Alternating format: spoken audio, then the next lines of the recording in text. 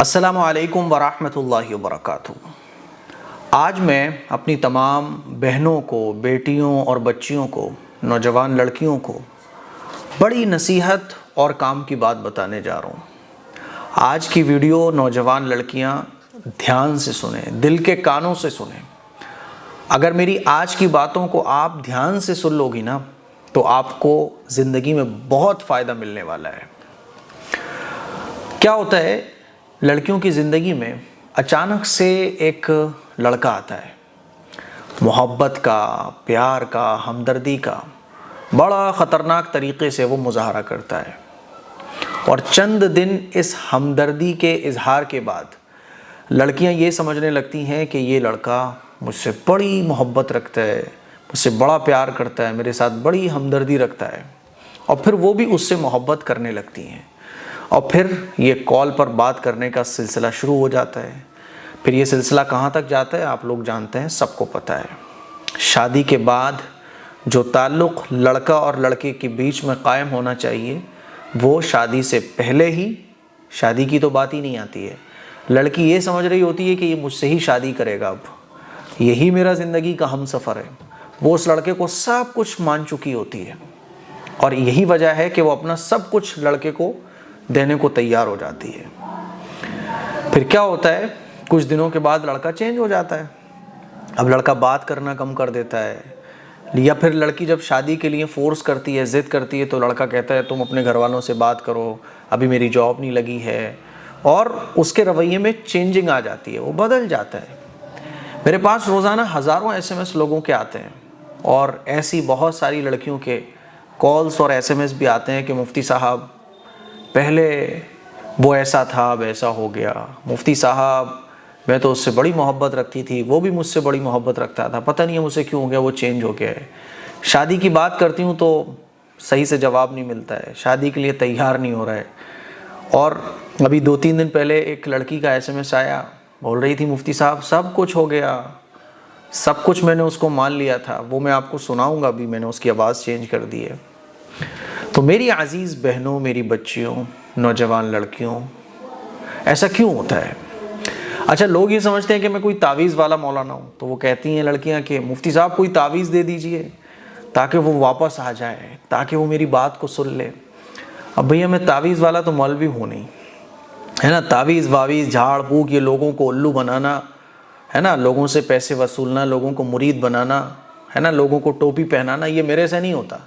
मैं तो जो रसूलुल्लाह सल्लल्लाहु अलैहि वसल्लम की सच्ची पक्की और सही तालीमात हैं वो लोगों को बताता हूँ कि देखो हुजूर ने इरशाद फरमाया गलत चीज़ों से बचो, गलत चीज़ों से बचो। कोई ऐसी झाड़ फूक तावीज़ गंडा नहीं है कि आप किसी को अपने वश में कर लो। तो ये सारी चीज़ें मुझ पे नहीं आती। तो जब मैं उनसे बोलता हूँ कि प्रैक्टिकली ये चीज़ करो आप, तो लोग समझते हैं कि अरे यार ये तावीज़ वावीज़ जानते नहीं है। तावीज़ वावीज़ कुछ होते ही नहीं है, टेंशन मत लो आप इसकी। ऐसी कोई तावीज़ दुनिया के अंदर नहीं बना कि उस तावीज़ को करके आप किसी को कब्ज़े में कर लो। अगर ऐसा होता ना तो लड़ाई झगड़े ही बंद हो जाते, अदालतें ही बंद हो जाती, तावीज़ गंडे करके सारे मसले सॉर्ट आउट हो जाते हैं। तो ये सब ड्रामे हैं और ये मेरे पे नहीं आते। अब 2 दिन पहले देखो मैसेज क्या था वो मैं आपको सुनाना चाहता हूँ, ज़रा सुनो। अस्सलाम वालेकुम पापा, प्लीज़ मेरी मदद करो। मेरी मदद ये है कि जिस लड़के से मैं बात करती थी, प्यार करती थी, वो लड़का भी मुझसे बहुत ज़्यादा प्यार किया करता था और वो मेरी कोई भी बात नहीं मानता है, ना मुझसे बात करता है। मैं बहुत बड़ी परेशानी में हूँ, प्लीज़ मेरी मदद करो। अगर तुम चाहो तो मैं तुम्हारे पास उसका नंबर और फ़ोटो सेंड कर देती हूँ। ऐसा कर दो उसको कि वो सिर्फ मेरी बात से अलावा और किसी की बात ना सुने। हम बहुत टाइम से साथ हैं, बहुत कुछ हुआ हमारे बीच और वो मुझे छोड़ के जा रहे हैं। और मेरी जो फैमिली है सबको पता है, मेरे रिश्तेदारों को भी, सबको, वो मुझसे बात नहीं कर रहा है। सिर्फ ऐसा कर दो कि वो मुझसे बात करे, मेरी थोड़ी बहुत फिक्र करे। बाबा मैं बहुत परेशान हूँ, मेरी मदद करिए। सिर्फ इतना एहसान कर दीजिए कि लड़का मुझसे बात करे, मुझसे शादी कर ले। तो उसने मेरे साथ सब कुछ किया है तो मुझसे शादी भी कर ले। मुझसे शादी के वादे कर रखी है उसने, और वो मुझसे शादी भी नहीं की, शादी तो शादी, मुझसे बात भी नहीं कर रहा है। क्या हो गया है? तो सुना आपने इस लड़की का दर्द, सुना ना आपने? ऐसी हज़ारों लड़कियां हैं जिनका यही दर्द है। अभी मुझे बेचारी बाबा समझ रही है कि मैं कोई बाबा हूँ जो फ़ोटो भेजेगी मेरे पास, मैं उस फ़ोटो पे दम करूँगा और दम करते ही वो लड़का इस लड़की को कॉल करेगा, बोलेगा मैं तुमसे शादी करना चाहता हूँ। भाई साहब, ऐसा दुनिया में कोई तावीज़ नहीं बना है, समझ रहे हो? अगर ऐसे फ़ोटो पे दम करने से लोग कब्ज़े में आ रहे होते तो सारी अदालतें बंद हो जाती, थाने बंद हो जाते, पुलिस वाले फिर ऐसे ही बाबाओं को बिठा के रख लेते कि भैया इसका फ़ोटो आएगा, अच्छा ये मसला है तुम्हारा, शौहर बात नहीं मान रहा, शौहर आ रहा है, बीवी बात नहीं मान रही है, चलो इसको फ़ोटो पे दम कर दो भाई मौलाना साहब। तो ये सारे ड्रामे मुझ पर नहीं आते, मैं प्रैक्टिकली आप लोगों को बताता हूँ जो इस्लाम ने बताया कि देखो इस्लाम ने बताया थोड़ा सा अक्ल खोलो, गुनाहों से बचो। अब लड़कियाँ गलती क्या करती हैं?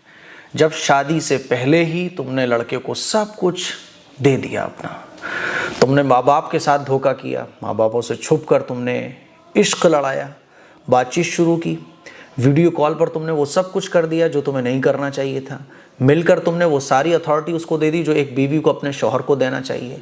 तो फिर जब लड़के को सब कुछ मिल जाता है ना, देखो जिम्मेदारी आने पर मोहब्बत का प्रूफ पता चलता है कि ये मोहब्बत आपसे करता है कि नहीं करता। लड़कों को लड़कियों से मोहब्बत हुई, अब वो लड़कियों के करीब आने के लिए वो सब कुछ करते हैं जिससे वो लड़की को अपने कब्जे में कर सकते हैं। अब लड़कियां क्या समझती हैं कि ये हमसे बड़ी मोहब्बत रखता है, लड़की से वो मोहब्बत कर रहा है कि नहीं कर रहा, ये जिम्मेदारी आने तक, यानी लड़के के ऊपर जिम्मेदारी नहीं है अभी तो वो खूब मोहब्बत का इजहार करेगा। असल मोहब्बत तब पता चलती है जब जिम्मेदारी लड़के पर आती है, और जिम्मेदारी लड़के पर कब आती है? जब शादी की जिम्मेदारी उसके ऊपर आती है कि भैया तुम्हें शादी करना है, अब तुम्हें रिश्ता भेजना है, अब तुम्हें शादी के बाद लड़की की जिम्मेदारियां उठानी है। अब लड़के के ऊपर जब लड़की दबाव डालती है तो लड़का सोचता है यार सब कुछ तो हो गया, मैंने इसके साथ जो जिस्मानी ताल्लुक़ थे वो भी कायम कर लिए, मैंने इसको साथ घुमा लिया, मैंने उससे दुनिया भर की बातें कर ली, अब मैं टेंशन क्यों पालूँ? तो वो लड़का फिर उस लड़की से दूर होने की कोशिश करता है, फिर लड़कियां परेशान होती हैं। याद रखो, इंसान की जो फितरत है ना, जब उसको उसकी मनचाही चीज़ मिल जाती है तो फिर उसका इंटरेस्ट उससे ख़त्म हो जाता है। लड़कियां फिर पागलों की तरह परेशान हो रही होती हैं। मेरी अजीज़ बहनों, याद रखो, खूब अच्छे तरीके से याद रखो, कोई लड़का अगर तुमसे मोहब्बत का इजहार कर रहा है और तुम भी उसको पसंद कर रही हो, कॉल पर बात हरगिज़ मत करो। चलो अगर कॉल पर भी तुमने बात कर ली है, वैसे शरई एतबार से ये जायज़ नहीं है कि आप उससे कॉल पर बात करो। चलो कॉल पे तुम बात कर रही हो थोड़ी बहुत, मान लिया मैंने नहीं बर्दाश्त हो रहा आपसे, लेकिन लड़का जब तुमसे बोल रहा है कि अब मैं, यानी शादी के बाद जो रिलेशन आपसे आपके शौहर का कायम होना चाहिए था वो आपसे डिमांड कर रहा है, आपके हाथ को छू रहा है या आपको किस करने की कोशिश कर रहा है, माजरत के साथ ये चीज़ें थोड़ी सी अच्छी नहीं है लेकिन बोलना पड़ रही हैं ज़रूरत पर, वो आपसे अकेले में मिलने की ख्वाहिश जाहिर कर रहा है, साफ मना करो, साफ मना करो और ऐसे लड़कों से बिल्कुल दूर रहो।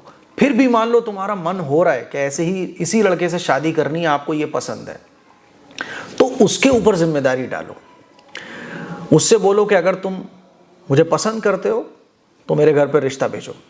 अच्छा, आम तौर पर क्या होता है कि चूंकि लड़के को तो सिर्फ लड़की चाहिए ना, तो उसे तो बस उसका हाथ थामने को मिल जाए, गले लगने को मिल जाए और उसकी ख्वाहिश पूरी हो जाए, तो वो क्या बोलेगा कि नहीं अभी मैं शादी नहीं करना चाहता, अभी तो 3-4 साल अभी मेरी पढ़ाई चल रही है, ये वो। तो उसे बोलो कोई बात नहीं, जब तुम्हारी पढ़ाई पूरी हो जाएगी उसके बाद फिर हम शादी पर डिस्कशन करेंगे। और अगर लड़का शादी के लिए राज़ी भी हो जाए तो वो कहेगा कि आप अपने घर पर बात करो। अब लड़कियां क्या करती हैं कि अपने घर पे बात करती हैं कि पापा अम्मी मुझे वो लड़का पसंद है, मुझे उससे ही शादी करनी है। तो कांय कलेश जो होना चाहिए ना लड़के के घर में, वो हो जाती है लड़की के घर में। माँ बाप कह रहे होते हैं पागल है, ये है, वो है, जो प्रॉब्लम्स लड़के को फेस करना चाहिए थी अब वो लड़की फेस कर रही होती है। याद रखो, लड़का जब कहे ना कि अपने घर पे बात करो, लड़की को चाहिए कि लड़की लड़के से बोले कि तुम मेरे घर पर रिश्ता भेजो। अगर वो आपसे सच्ची मोहब्बत करता होगा तो वो आपके घर पर रिश्ता भेजेगा, ठीक है, रिश्ता भेजेगा, शादी की बात पक्की होगी, है ना, शादी होगी। तो इसका मतलब ये है रिश्ता अगर वो भेज रहा है और रिश्ता भेजने पर वो एग्री है, तो पता ये चल रहा है कि वो आपकी जिम्मेदारियों के साथ, आपकी जिम्मेदारियों को उठाने के साथ आपसे मोहब्बत ज़िंदगी भर कर सकता है। वो एकदम जेन्युइन बंदा है, वो फ्रॉड नहीं कर रहा, वो आपसे टाइम पास नहीं कर रहा है। तो आप डायरेक्ट बोलो कि रिश्ता भेजो, और अगर वो बोल रहा है 2 साल बाद 3 साल बाद, तो बोलो कि 2-3 साल बाद ही फिर हम बात करेंगे। लड़कियां क्या करती हैं कि अपने घर वालों से धोखा, अपने माँ बाप को धोखा, अपने रिश्तेदारों को धोखा, जितने भी लोग उनके अपने होते हैं उन सबको वो धोखा देकर उस लड़के की चंद मोहब्बत भरे अल्फाज और चंद हमदर्दी के इजहार पर पागल हो जाती हैं। फिर वो रात दिन उस पर कॉल पे भी बात करेंगी, जहाँ वो मिलने को बुलाएगा उसको मिलने चली जाएंगी। इसीलिए मैं अपनी नौजवान लड़कियों से कहना चाहता हूँ कि कंट्रोल करना सीखो। आपकी ज़िंदगी बर्बाद हो जाएगी, आप मुश्किल में पड़ जाओगी। जैसे ये लड़की मुश्किल में पड़ी है ना, आज ये परेशान है, दुनिया जहाँ को पता चल गया कि उसने उस लड़के के साथ क्या किया है, दुनिया जहाँ को पता है कि उस लड़के के साथ कितना घूमी है, कितना इसने कॉल पर बात की है, सबको पता है। अब वो लड़का तो चला गया, इस लड़की की ज़िंदगी बर्बाद हो गई। कोई इसका हाथ थामने को अब तैयार नहीं होगा, इसके रिश्तेदारों में कोई इसको अपनाने को तैयार नहीं होगा, क्योंकि जग को पता है, जहाँ को पता है। लड़कियां इस तरह से अपनी ज़िंदगी बर्बाद करती हैं। याद रखो, कभी भी कोई लड़का आपको पसंद आ रहा है, अपनी माँ से कहो, अपने अब्बा से कहो। और मैं तो ये कहता हूँ कि अगर लड़का आपको प्रपोज कर रहा है तो कहो प्रपोज आपका ठीक है, एक्सेप्ट बाद में किया जाएगा। अगर आप मुझे पसंद करते हो, मेरे घर पे शादी के लिए रिश्ता भेजो।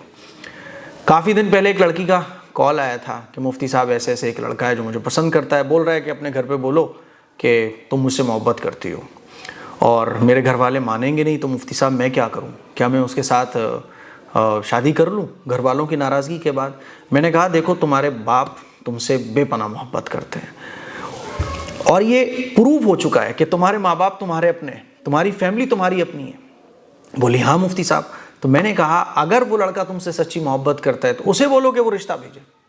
अगर वो रिश्ता लेकर आएगा तो इसका मतलब ये है कि वो तुमसे मोहब्बत करता है। जब वो रिश्ता लेकर आए, तुम्हारे घर वाले मना करें, तो उसी को बोलो कि घर वालों को मनाओ, घर वालों को मनाओ। वही तुम्हारे घर वालों को मनाएगा, वही तुम्हारे घर वालों की खुशामद करेगा। जब तुम्हारे माँ बाप तुमसे पूछें तो कहना हाँ। लेकिन एक अननोन पर्सन पर जिसकी मोहब्बत अभी प्रूव्ड नहीं हुई, और वो माँ बाप जिनकी मोहब्बत ऑलरेडी प्रूव्ड हो चुकी है, आप उनको मत ठुकराओ, उनको नाराज़ मत करो। क्योंकि आजकल ऐसे ही हो रहा है कि जब लड़के को लड़की मिल जाती है और पूरा उसे अथॉरिटी मिल जाती है ना, अब जब बाप बनने वाला वो होता है या लड़की की जिम्मेदारियां लड़के के ऊपर जब आती हैं शादी के बाद, फिर वो लड़की को छोड़ के भागता है। क्योंकि जिम्मेदारी जब आई उसके ऊपर तो वो लड़की को छोड़ के भागता है। और जो लड़की अपने माँ बाप को, घर वालों को छोड़कर लड़के के साथ फरार हो जाती है ना, फिर जब लड़का साथ छोड़ता है तो उसको पता होता है कि मेरे ऊपर किसी की बाउंडेशन नहीं है, किसी की कोई सख्ती नहीं है, इस लड़की का कोई सहारा नहीं है। फिर वो जिम्मेदारियों को छोड़ के फरार हो जाता है और लड़की बेसहारा रह जाती है, फिर उसका कोई सहारा नहीं होता। इसीलिए मेरी अजीज़ बहनों, मेरी बच्चियों, मेरी बहनों, मेरी नौजवान लड़कियों, खुदा के लिए इस शैतानी धोखे से बचो। और नौजवान लड़कों से मैं कहना चाहता हूँ कि अगर कोई लड़की पसंद आ रही है, इस्लाम ने हमें तरीक़ा बताया कि निकाह करो। निकाह करो ना यार, पसंद आ रही है बोल दो कि चलो इतना बोल दो कि मैं तुम्हें पसंद करता हूँ, मैं क्या आप मुझे पसंद करती हो? बोले ठीक है मैं पसंद करती हूँ, ठीक है मैं निकाह का पैगाम तुम्हारे घर भेजूँगा। लेकिन ये जो चल रहा है इससे बचने की कोशिश करो। ऐसे एक SMS नहीं है, हज़ारों SMS हैं जिसमें लड़कियाँ रो रही हैं। क्यों? शादी से पहले सब कुछ उस लड़के के लिए दे दिया, सबको अथॉरिटी उसको दे दी, अब परेशान फिर रही हैं कि बाबा कोई मिल जाए, कोई मुफ्ती साहब मिल जाए, तो कोई भी सॉल्यूशन आपको नहीं मिलेगा। मेरे नाम पर न जाने कितने लोग आप लोगों को ठग रहे हैं। एक नंबर शेयर किया जाता है कि AM कासमी आपका ये काम कर देंगे। हालांकि मैं खुद बता रहा हूँ कि दुनिया की कोई ताकत ऐसी नहीं है जो फ़ोटो पर दम करके या तावीज़ पर दम करके आपको आपके कब्ज़े में ला कर दे दे। ऐसा कोई तावीज़ दुनिया में आज तक बना ही नहीं है। अगर ऐसा हो रहा होता ना तो ये सरकारें और गवर्नमेंट को वोट लेने में बड़ी आसानी होती। सबके फ़ोटोज़ पे जो है ना, सबके नामों पर एक तावीज़ दम करवा दिया जाता, सब वोट उन्हीं को दे देते, लड़ाई झगड़े ख़त्म हो जाते हैं, नफ़रतें ख़त्म हो जाती, सब एक दूसरे को कब्ज़े में कर लेते हैं। तो मुझे उम्मीद है कि आज की कुछ नसीहतें आपको समझ आई होंगी। इस क्लिप को शेयर करें, दूसरों तक पहुँचाएँ। अस्सलामु अलैकुम व रहमतुल्लाहि व बरकातुहू।